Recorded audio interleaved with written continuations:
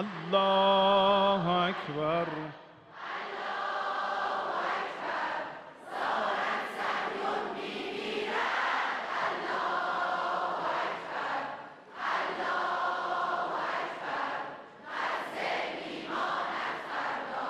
دشمن شد خوار و خفیف، دشمن مقهور و ضعیف.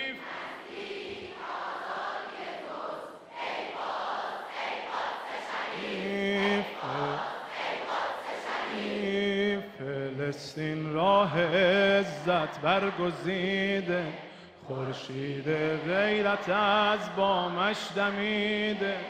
دوران کم دیویدش گذشته، فصل طوفان و الاقصایش رسیده. الله